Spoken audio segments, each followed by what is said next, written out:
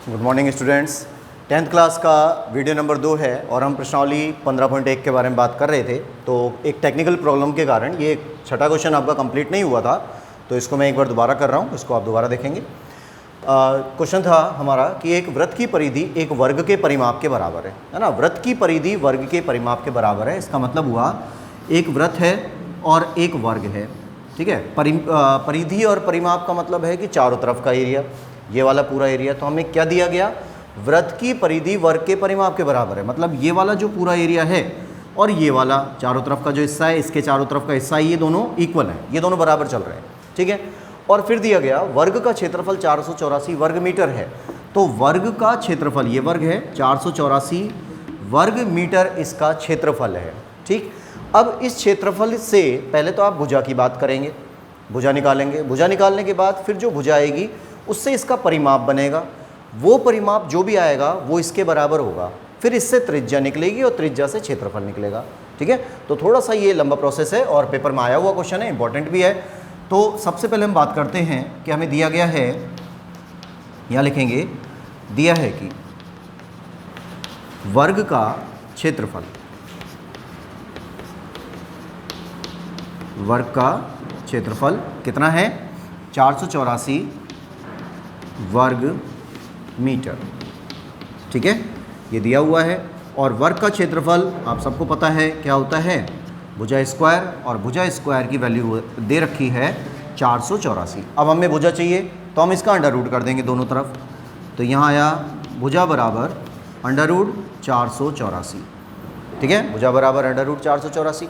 अब ये जो 484 आ रहा है, इसका जब आप वर्गमूल करते हैं तो आपको प्राप्त होता है 22, है ना। और ये मीटर में चल रहा है, तो इसकी जो भुजा है वो 22 मीटर आ गई। मतलब किसकी भुजा, वर्ग की भुजा। वर्ग की भुजा अगर 22 मीटर है तो ये वाली भी 22 हो गई, ये भी 22 है, ये भी 22 है और ये वाली भी 22 है, ठीक है। वर्ग की चारों भुजाएं समान होती हैं, तो चारों की चारों 22 हो गई। अब अगर ये 22 हैं तो इसका टोटल परिमाप कितना होगा, तो परिमाप के लिए भी फॉर्मूला है, हम यहाँ लिख देते हैं वर्ग का परिमाप, और वर्ग का परिमाप होता है 4 गुणा भुजा। 4 गुणा भुजा करते हैं यानी 4 गुणा 22 करते हैं तो हमें प्राप्त होता है 88 मीटर, ठीक है। ये 88 हो गया टोटल। अब देखिए क्वेश्चन में यही तो बोला गया है कि वर्ग का जो परिमाप आ रहा है 88 मीटर, है ना, वर्ग का परिमाप 88 मीटर आया। ये 88 मीटर किसके बराबर आ रहा है, वृत्त की परिधि के बराबर आ रहा है। तो वृत्त की परिधि भी 88 मीटर ही होगी, है ना, ये क्लियर। तो यहाँ लिख देंगे अतः, इसको लिख दें अतः वृत्त की परिधि, वृत्त की परिधि कितनी है, 88 मीटर है। वृत्त की परिधि 88 मीटर है और परिधि का फॉर्मूला क्या होता है, 2πr, सबको पता है, अभी बताया था मैंने फर्स्ट वीडियो में, आपको शुरू में यही बात बताई थी कि वृत्त की परिधि 2πr है और ये है 88 मीटर के इक्वल। r का मान निकालना है तो 88/2π नीचे चला जाएगा, इसमें मान रखिए, तो 88/2 गुणा 22 और 7 ऊपर आ गया। अब 22 दूनी 44, ये इससे 2 बार कट गया, ठीक है। यहाँ आ गया r का मान, r बराबर 14 मीटर, ये आ गया, r का मान 14 मीटर आया है। अब हमसे पूछा गया है कि वृत्त का क्षेत्रफल बताइए। तो वृत्त का क्षेत्रफल क्या होगा, वृत्त का क्षेत्रफल बराबर कितना होता है, πr स्क्वायर। πr स्क्वायर में आप मान रख देंगे तो 22/7 इंटू 14 गुणा 14, ये कट गया इससे 2 बार, और ये आ जाएगा 44 इंटू 14, तो यह आ जाता है 14 चौक 56, 56 616, तो 616 वर्ग मीटर, ठीक है, ये आंसर इसका होता है। तो वृत्त का क्षेत्रफल आएगा 616 वर्ग मीटर, ठीक है, लिखिए इसको।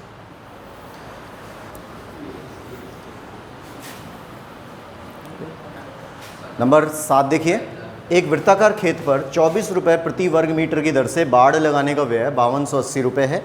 अब देखिए ये जो कॉन्सेप्ट है ये मैं पहले आपको बता चुका हूँ कि जब भी हमसे ये कहा जाए कि वृत्ताकार खेत आ रहा है या किसी भी आकृति का कोई मैदान है या खेत है, अगर बात हो रही है चारों तरफ की, अगर बात चारों तरफ की हो रही है तो इसका मतलब अगर वृत्ताकार चल रहा है तो परिधि की बात करेगा, और अगर अंदरूनी हिस्से की बात कर रहा है इधर की, तो इसका मतलब वो क्षेत्रफल की बात कर रहा है। तो पहले सवाल को समझें कि एक वृत्ताकार खेत पर 24 रुपये प्रति वर्ग मीटर की दर से बाड़ लगाने का व्यय 5280 रुपये है। यानी 1 वर्ग मीटर पर अगर हम बाड़ लगाते हैं तो यहाँ पर 24 रुपये खर्च आता है, और टोटल पर जब लगा लिया पूरे पर तो 5280 रुपये आया। तो पहला टारगेट तो हमारा ये रहेगा कि हम ये पता करें कि ये जो पूरा एरिया है, ये वाला चारों तरफ का जो हिस्सा है वो कितने वर्ग मीटर है ना। पहले तो इसमें रुपए दिए हुए हैं, ये 24 रुपये प्रति वर्ग मीटर है और टोटल खर्चा ये है। तो हमें ये लगाना है कि कितने वर्ग मीटर पे बाड़ लगाई गई, पहला। उसके बाद है कि इस क्षेत्र में 0.50 यानी 50 पैसे प्रति वर्ग मीटर की दर से जुताई की जानी है। अब आपको सबको पता है कि जुताई अगर की जाएगी तो खेत के इस हिस्से में होगी, अंदर की तरफ, है ना। खेत के अंदर की तरफ जुताई हो रही है, इसका मतलब क्षेत्रफल की बात कर रहा है। और खेत की जुताई कराने का व्यय ज्ञात कीजिए, तो उसका खर्चा निकालना है। तो पहले हम क्षेत्रफल निकालेंगे, जो भी क्षेत्रफल आएगा उसका 50 पैसे से गुणा कर देंगे और आंसर आ जाएगा। तो पहले हम बात करते हैं कि हमें दिया है कि कुल खर्च दिया गया है, कुल व्यय 5280 रुपये, ठीक है। और प्रति वर्ग मीटर खर्च, प्रति मीटर, प्रति वर्ग मीटर नहीं, क्षेत्रफल नहीं है ये, प्रति मीटर व्यय, प्रति मीटर व्यय आ रहा है 24 रुपये, ठीक है। तो कुल क्षेत्र जिस पर बाड़ लगाई गई है तो हम उसका मान निकाल रहे हैं कि कुल मीटर जिस पर बाड़ लगाई गई, ठीक है, क्या आएगा। 5280 में हम भाग दे देते हैं 24 का, ठीक है। देखिए कितना आता है, तो ये कट गया 12 और ये कट गया 26, 40 और 12 दूनी 24, 2 12 दूनी 24 और 2 20, मतलब 220 मीटर, ठीक है। 220 मीटर ये चारों तरफ का एरिया आया, ये वाला चारों तरफ का हिस्सा, मतलब परिधि आई है 220। तो इसको यहाँ लिख देते हैं, परिधि है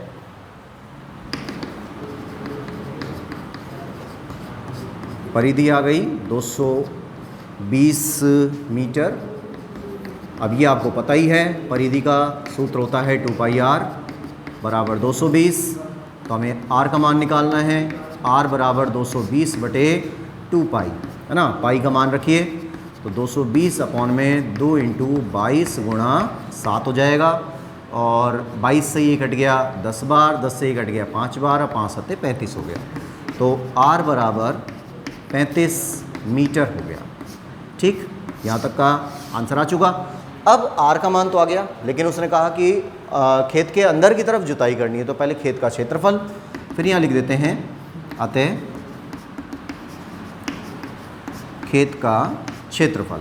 तो वृत्ताकार खेत है और उसका क्षेत्रफल होगा πr², इसमें मान रखें तो 22/7 इंटू 35 और ये इससे कट गया 5 बार, 22 पंजे 110 गुणा 35, तो ये हो जाता है 35 और 35 3850 वर्ग मीटर, ठीक है। ये तो आ गया इसका क्षेत्रफल, ये खेत का क्षेत्रफल आ गया। अब वो ये कहता है कि आपको व्यय ज्ञात करना है, क्षेत्रफल नहीं पूछ रहा, व्यय पूछ रहा है, खर्चा कितना आएगा। तो अगर 3850 वर्ग मीटर का क्षेत्र है और उस पे 50 पैसे प्रति वर्ग मीटर की दर से जुताई करनी है, तो उसका खर्च कितना होगा। तो इसको मैं यहाँ लिख देता हूँ, इधर जगह कम है, या इसको आपने नोट कर लिया होगा, मैं इसको मिटा रहा हूँ। अब देखिए, इसके लिए हम एक लाइन लिखते हैं कि 1 वर्ग मीटर पर जुताई का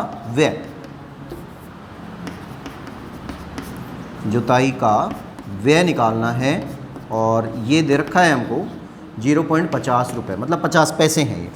और हमारे पास टोटल आया है 3850 वर्ग मीटर पर जुताई का खर्च निकालिए। तो ये आ जाता है 3850 गुणा 0.50 या 0.50, है ना, 0.50 भी बोलते हैं। इसका पॉइंट हटाया, नीचे 00 कर दिया, इससे एक 0 से ये वाला दोनों 0 कट गए। अब इनका आप मल्टीप्लाई कर दें तो 5 से 5 गुणा हुआ, ये 25 हो गया, 2 8 5 40 और 2 42, 4 और 15 और 4 19, तो 1925 रुपये इसका टोटल खर्च होगा। ठीक है।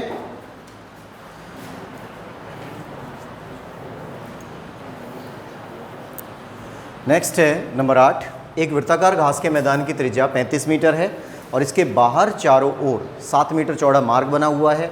मार्ग का क्षेत्रफल ज्ञात कीजिए। अब देखिए ये टाइप का क्वेश्चन पहले आ चुका है, बोर्ड में भी आ चुका है, लेकिन इसमें दे दिया है बाहर चारों ओर, बाहर की तरफ निकालना है उस मार्ग को जो दिया हुआ है।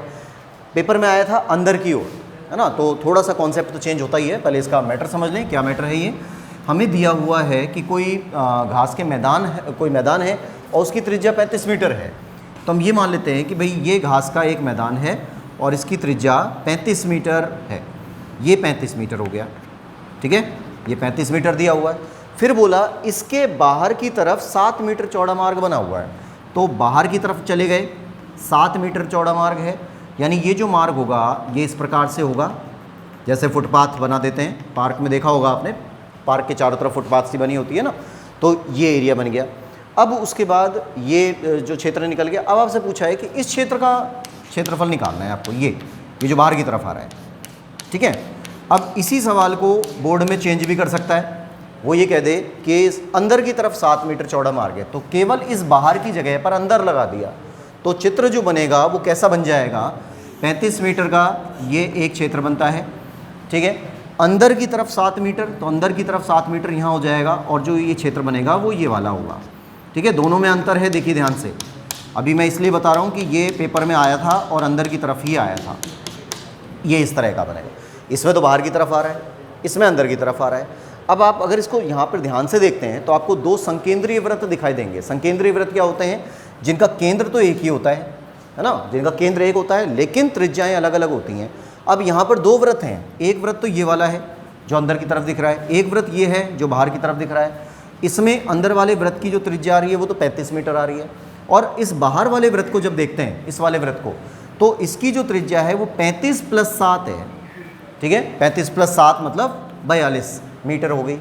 लेकिन यहाँ पर चेंज हो गया, यहाँ पर भी 2 वृत्त हैं, एक तो ये अंदर की तरफ दिख रहा है, ठीक है, एक बाहर की तरफ दिख रहा है। बाहर वाला जो वृत्त है उसकी त्रिज्या तो आ रही है 35 मीटर की, लेकिन जो अंदर वाला वृत्त है इसकी त्रिज्या कितनी हो जाएगी, 35 में से 7 कम हो गए, कितने आ गए, 28 मीटर हो गए। सही है, तो दोनों में अंतर आ गया, ठीक है। आपका क्वेश्चन हालांकि यही वाला है, पर अभी हम इसके ऊपर भी विचार कर रहे हैं। अब जब आप काम करते हैं और आपसे ये कहा गया कि आप मार्ग का क्षेत्रफल निकालें, ये वाला जो एरिया आ रहा है इसका क्षेत्रफल निकालना है। मार्ग का क्षेत्रफल निकालने के लिए बाहर वाली आकृति में से अंदर वाली आकृति को माइनस किया जाएगा, मतलब बड़े वाले वृत्त में से छोटे वाले वृत्त को माइनस करेंगे। तो पहले आप बड़े वृत्त का क्षेत्रफल निकालेंगे, फिर छोटे वृत्त का क्षेत्रफल निकालेंगे, फिर दोनों को माइनस कर देंगे, बस वही आंसर होगा, ठीक है। ऐसे ही इसमें भी होगा, बड़े वृत्त के क्षेत्रफल में से छोटे वृत्त का क्षेत्रफल माइनस कर देंगे, आंसर आ जाएगा।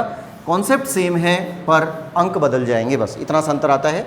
तो हम यहाँ पे इसमें लिख देते हैं कि बड़े वृत्त की त्रिज्या, ये जो बड़ा वृत्त बन रहा है बाहर की तरफ 42 मीटर आ रहा है, तो यहाँ लिख देते हैं बड़े वृत्त की त्रिज्या। चित्र जरूर बनाएं, अगर कोई सवाल ऐसा है जिसमें चित्र बनने की संभावना बन रही है तो चित्र जरूर बनाया करें। तो बड़े वृत्त की त्रिज्या है, इसको हम R1 से शो कर रहे हैं, है ना, R1 लिख रहे हैं उसको, बड़े वृत्त को, और ये है 42, तो ये आ गया 42 मीटर। इसी तरीके से छोटे वृत्त की त्रिज्या,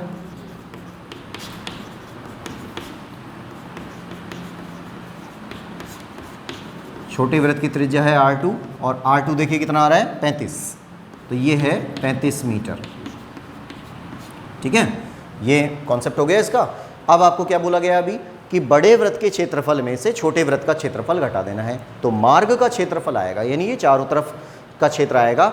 इसे कई नामों से यहाँ पर सवाल में लिया जाता है, जैसे मार्ग का क्षेत्रफल कह दिया, तब भी आपको यही फॉर्मूला यूज़ करना है जो अभी बता रहा हूँ मैं, या इसको कह देता है परिबद्ध क्षेत्र का क्षेत्रफल, परिबद्ध क्षेत्र का क्षेत्रफल, है ना। परिबद्ध, परिबद्ध का मतलब तो घिरा हुआ, बंद, तो ये बंदित है, ये वाला क्षेत्र आ गया, वृत्ताकार क्षेत्र आ गया, और ये वाला वृत्ताकार क्षेत्र आ रहा है, दोनों से बंद क्षेत्र ये बन रहा है, तो इसको हम परिबद्ध भी बोल देते हैं, घिरा हुआ क्षेत्र भी बोल देते हैं। इसको मार्ग भी बोल देते हैं ना ये पूरा। अब इसके लिए देखिए क्या करते हैं, हमसे कहा गया कि आप मार्ग का क्षेत्रफल निकालिए, तो मार्ग का क्षेत्रफल बराबर होगा बड़े वृत्त के क्षेत्रफल में से छोटे वृत्त का क्षेत्रफल घटा देंगे। तो इसको यहाँ लिख देते हैं बड़े वृत्त का क्षेत्रफल, बड़े वृत्त का क्षेत्रफल माइनस छोटे वृत्त का क्षेत्रफल, छोटे वृत्त का क्षेत्रफल। अब देखिए जब हम बड़े वृत्त की बात कर रहे हैं तो बड़े वृत्त में तो R1 त्रिज्या यूज़ होगी, और छोटे वृत्त की बात कर रहे हैं तो R2 त्रिज्या यूज़ होगी। तो बड़े वृत्त का जो क्षेत्रफल होता है, क्षेत्रफल तो सेम रहेगा, केवल त्रिज्या का ही तो अंतर आ रहा है। तो इसको हम लिख देंगे पाई R1 स्क्वायर, और इसको लिख देंगे माइनस पाई R2 स्क्वायर। ठीक है, बात समझ में आ रही है। जो त्रिज्या है अगर वो बड़ी है तो R1 बोल रहे हैं, त्रिज्या अगर छोटी है तो उसको बोल देंगे R2। अब इन दोनों में कुछ कॉमन आ रहा है, पाई कॉमन आया और यहाँ से बच गया R1 square minus R2 square. ठीक है, R1 square minus R2 square हो गया। ए स्क्वायर माइनस बी स्क्वायर बन रहा है, ए स्क्वायर माइनस बी स्क्वायर बना तो हम इसको लिख सकते हैं, सूत्र बन रहा है ए स्क्वायर माइनस बी स्क्वायर का, तो ए प्लस बी और ए माइनस बी, तो ये हो जाता है R1 प्लस R2 और R1 माइनस R2। ठीक है, यहाँ तक कोई प्रॉब्लम नहीं है। ये मैंने क्यों लिया है, क्योंकि नेक्स्ट जो क्वेश्चन हमारा बन रहा है उसके अंदर इसी के बारे में बात कर रहा है। तो कोई ये जो मार्ग का क्षेत्रफल होता है ये फार्मूला नहीं है कोई, है ना, फार्मूला बनाया गया है, तो आप इसको ऐसे बना सकते हैं, कोई प्रॉब्लम नहीं है। अब डायरेक्ट इसमें मान रखिए और आंसर आ जाएगा। पाई की जगह रख दिया 22/7, R1 प्लस R2, R1 ये है, R2 ये है, ये 42 प्लस 35, और 42 में से 35 माइनस हो गए, 42 माइनस 35 हो गया। अब इनको सॉल्व कर दीजिए, तो इसको यहाँ लिख देते हैं, ये आ गया 22/7 गुणा कितने हो गए, ये 77 और गुणा 7। देखिए इन दोनों को जोड़ दिया तो 77 हो गया, 42 में से 35 घटा दिए तो 7 हो गया। ठीक है, अब 7 से ये वाला 7 कैंसिल हो गया है, तो यहाँ आ गया 22 × 77, कितना आंसर होगा, 22 × 77 ये हो गया 5 × 14 7 × 14 और 14 और 1 15, 154, 4 5 1 4 9 6 1694 1694 वर्ग मीटर चल रहा है, तो वर्ग मीटर हो जाएगा। ठीक है, अब इसका जो आंसर है ये पीछे बुक में आपको गलत दिया हुआ है, 1386 दिया हुआ है ना, इसका आप ध्यान रखें। ये जो 1386 आंसर दिया हुआ है, ये जो मैंने अभी चित्र यहाँ पे बनाया था ना, ये वाला अभी जो चित्र बनाया था कि 35 मीटर का पूरा वृत्त है और इसके अंदर की ओर अगर कोई क्षेत्र बनता है अंदर की तरफ, तो ये जो त्रिज्या बनेगी 28 की होगी। ठीक है, अंदर की तरफ बनता है। अगर अंदर की तरफ से आप उसका मान निकालेंगे, इसी चित्र में R1 35 ले लेंगे और R2 28 ले लेंगे, तो इसका आंसर 1386 बनेगा ना। ये मिसप्रिंट है किताब के अंदर, तो जो राइट आंसर है वो ये वाला होगा और 1386 आंसर गलत होगा।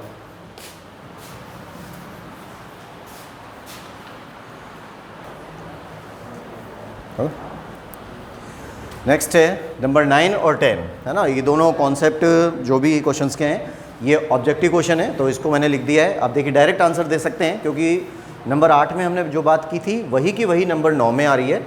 दो संकेंद्रीय वृत्तों द्वारा परिबद्ध क्षेत्र का क्षेत्रफल। अब देखिए नाम आ गया ना परिबद्ध, वहाँ पे कह रहा था मार्ग का क्षेत्रफल और अब हम यहाँ कह रहे हैं परिबद्ध क्षेत्र। तो परिबद्ध क्षेत्र में अभी मैंने यहाँ पर जब काम किया था उस सवाल में, 8वें सवाल में, तब सूत्र बनाया था, तो सूत्र यही वाला तो बन रहा था, केवल यहाँ पर कैपिटल R और स्मॉल r दे दिया हमने, R1 और R2 ले लिया था, तो पाई R प्लस R और यहाँ पर R माइनस R। ठीक है, तो ये आपका बी ऑप्शन सही हो जाएगा, ये आंसर हो गया। अब उसी बेस पे ये वाला क्वेश्चन है कि दो संकेंद्रीय वृत्तों की त्रिज्याएं क्रमशः 4 सेंटीमीटर और 3 सेंटीमीटर हैं, तो इन वृत्तों से परिबद्ध क्षेत्र का क्षेत्रफल निम्न में से होगा। ये 4 दे रखे हैं, है ना, सेम चीज़ बिल्कुल। ये R1 मानी जाएगी, बड़ी त्रिज्या है, ये छोटी त्रिज्या है। जब हम इनको सॉल्व करते हैं, अब डायरेक्ट सॉल्व कर लेते हैं, इसी से मान रख लेते हैं कि पाई R प्लस R और R माइनस R ये आ जाता है, इसमें मान रख दें तो 22/7, कैपिटल R की जगह पर 3, 4 प्लस 3 आ रहा है, कैपिटल R तो 4 बन गया और छोटा जो स्मॉल r बन रहा है वो 3, और यहाँ पर 4 माइनस 3 हो गया, तो 22/7 × 7 × 1 हो गया। ठीक है, 7 से 7 कट जाएगा और आंसर क्या रह गया 22। तो इसमें ऑप्शन नंबर 1 सही हो जाएगा। ठीक है, इसको आप पूरा पूरा कर लेना। वैसे ये ऑब्जेक्टिव है तो हम इसको यहाँ भी कर सकते हैं ऐसे भी।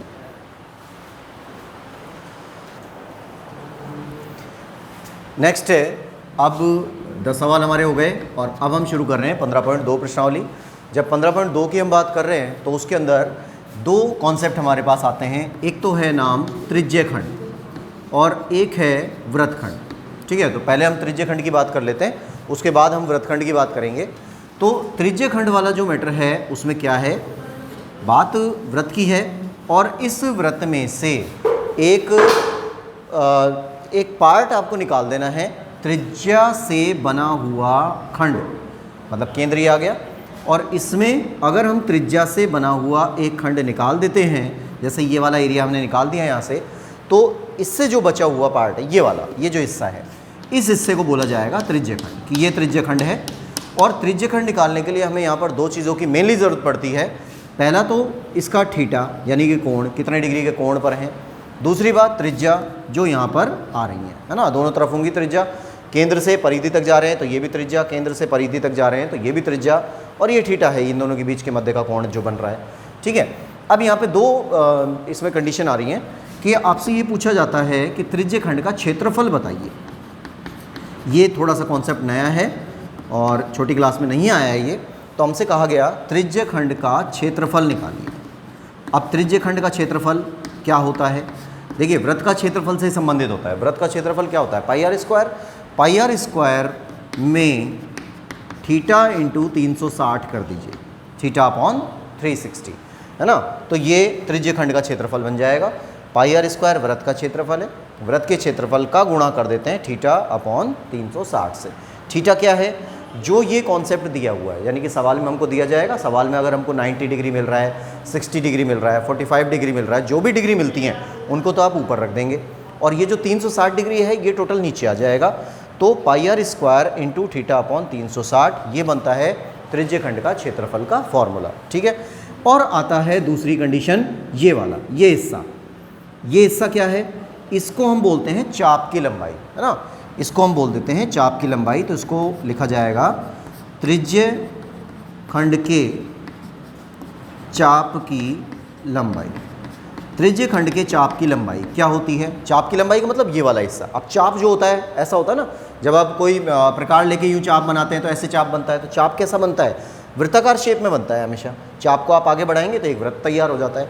तो ये चाप है जो परिधि के ऊपर ही आता है, परिधि का एक छोटा सा टुकड़ा होता है। तो त्रिज्यखंड के चाप की लंबाई परिधि का टुकड़ा है, इसलिए 2 पाई आर, और इसका गुणा भी हो जाता है थीटा अपॉन 360 से। ठीक है, दोनों बातें समझ में आई। त्रिज्यखंड किसका टुकड़ा है, वृत्त का, यानी वृत्त के क्षेत्रफल का। तो वृत्त के क्षेत्रफल का गुणा कर दिया थीटा अपॉन 360 से। इसी तरीके से त्रिज्यखंड का चाप की लंबाई बताई जा रही है, चाप की लंबाई ये वाली होती है। तो ये किसका टुकड़ा है, ये परिधि का टुकड़ा है। तो परिधि इंटू थीटा अपॉन 360। अब कई जगह पर आपको क्या मिलता है कि इस 2 से ये वाला जो 360 है इसको काट दिया जाता है और हमें मिल जाता है पाई आर थीटा अपॉन 180। ठीक है, ये भी लिखा हुआ मिलता है। तो आप अगर ये लिख देते हैं तो भी ठीक है, ये लिख देते हैं तो भी ठीक है, दोनों एक ही बात है। अब इनके आधार पर जब हम अपना काम शुरू करते हैं, जैसे हमारा क्वेश्चन नंबर पहला ही है इसका, और नॉर्मल क्वेश्चन है बिल्कुल, अभी तो केवल प्रैक्टिस के लिए है। अभी मैंने केवल त्रिज्यखंड की बात की है, वृत्तखंड की बात नहीं की है। वृत्तखंड जैसे इसके क्वेश्चन शुरू होंगे तब वृत्तखंड के बारे में बताया जाएगा। ठीक है, अब शुरू कर रहे हैं। जैसे पहला क्वेश्चन है कि एक वृत्त की त्रिज्या 7 सेंटीमीटर है, तो हमें त्रिज्या दी गई है, त्रिज्या बराबर 7 सेंटीमीटर, और इसका तथा चाप द्वारा केंद्र पर अंतरित कोण 60 डिग्री है। तो केंद्र पर अंतरित कोण 60 डिग्री है। ठीक है, 2 चीज़ें चाहिए हमें, एक तो आर चाहिए और थीटा चाहिए, तो दोनों चीज़ें हमको दे दी हैं। और फिर उसके बाद पूछा गया है कि चाप की लंबाई बताइए, चाप की लंबाई ज्ञात कीजिए। अब देखिए चाप की लंबाई जैसे ही नाम आए ना तो आपके दिमाग में आना चाहिए कि अगर पूछा गया है त्रिज्यखंड का क्षेत्रफल पूछ रहा है, तब तो वृत्त का टुकड़ा, वृत्त के क्षेत्रफल का टुकड़ा। और अगर कह देता है चाप की लंबाई, तो चाप होता है परिधि के ऊपर, यानी परिधि का टुकड़ा चाहिए हमें। तो इस फॉर्मूले को याद रखना आसान हो जाता है। ठीक है, तो हम यहाँ निकाल लेते हैं कि वृत्त के या वृत्तखंड के, ये वृत्तखंड नहीं त्रिज्यखंड के चाप की लंबाई। त्रिज्य खंड के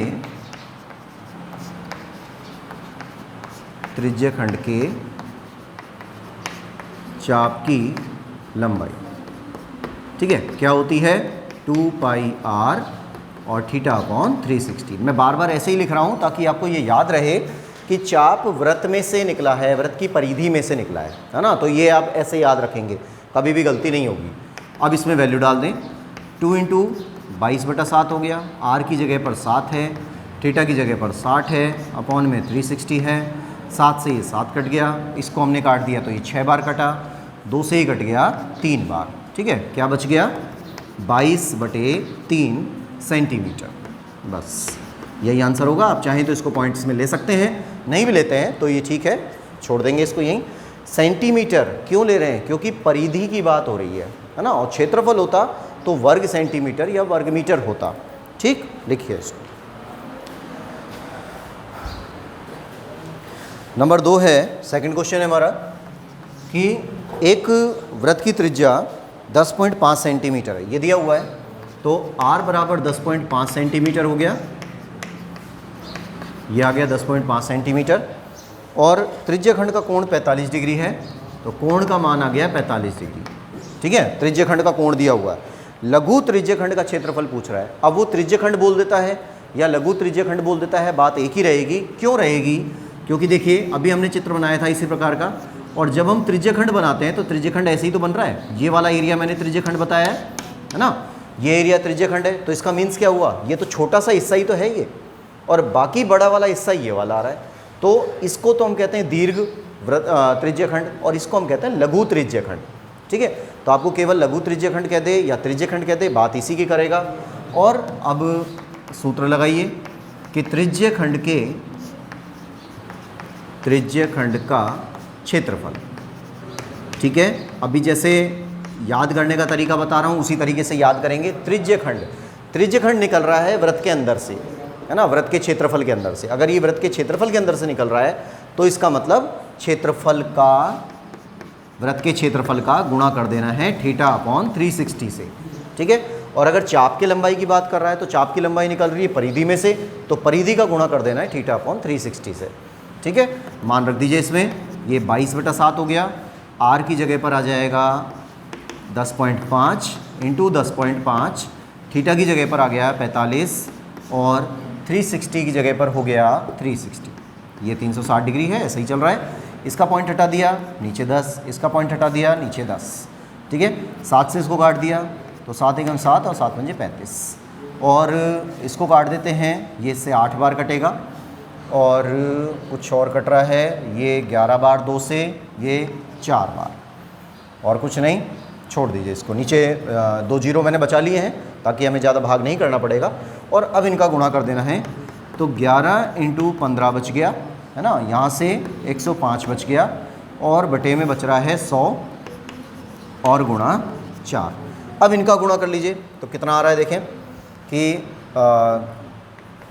ये तो हो गया 165, और 165 का गुणा 105 से, तो 5 पंजे 25, 2 5 पंजे 30 और 2 32, 3 5 एकम 5 और 3 8, ये 0 0 0, और ये हो गया 5 6 1 5 2 8 और 5 13 7 और 1, और ये आ जाता है 173 25 बटे में 4 गुणा 100।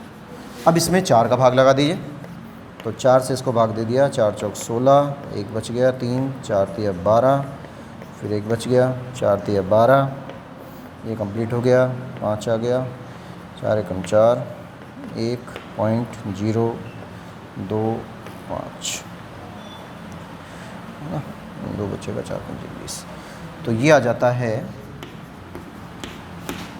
4331.25, और बटे में अभी 100 है, 4 से भाग दिया है केवल, तो ये आंसर आ गया। अब इसके अंदर क्या करना है, यहाँ से 2 जीरो नीचे हैं, तो ये पॉइंट 2 संख्या और सरक जाएगा, तो ये आ जाता है 43.3125, ठीक है। आप चाहें तो इसको यहीं छोड़ सकते हैं, और अगर एडजस्ट करना चाहें तो इसको और कर भी सकते हैं कि पॉइंट के बाद 2 संख्याएं रखनी है, तो 5 हटाएंगे तो ये वाला 3 हो जाएगा, पर ये 3 हटाएंगे तो इस एक पर कोई फ़र्क नहीं पड़ने वाला, तो 43.31 यही आंसर होगा। बाकी आप यहाँ भी छोड़ सकते हैं। और ये क्षेत्रफल है तो हम इसको लिखेंगे वर्ग सेमी, ये आएगा आंसर वर्ग सेंटीमीटर।